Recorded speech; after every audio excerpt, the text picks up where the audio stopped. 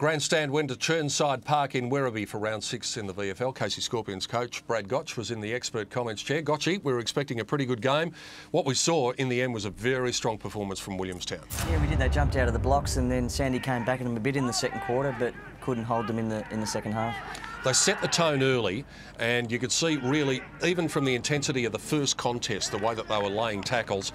5 goals, they were 33 points up after 19 minutes, and it was always going to be a really difficult assignment for the Zebras after that. Yeah, they just didn't seem to get into the swing of the game early, the Zebras, and it wasn't until late in the first quarter they got their first goal.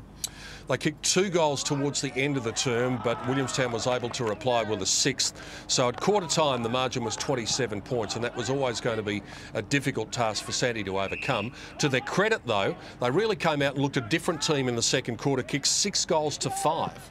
Yeah, it was impressive, and it was 6 goals to 2 at one stage during that second quarter, and it was Williamstown got the last 3 at that quarter to give themselves as a buffer at half-time. So they'll be a little bit disappointed that Sandy now in reflection, because if they had been in the game at that time would have been good. Amazing goal there from Daniel Archer at the 2-minute mark, and that was sandwiched between goals from Polo and Magna. And then this was a great little piece of play from Luke Dalehouse, created the smother, created the goal for Panos.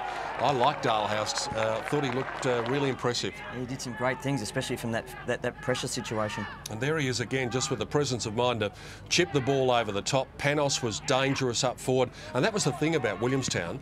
Panos kicked a few goals, but they had so many avenues to goal. Well, Good's got 5, you know, and then, as you say, Panos got 4.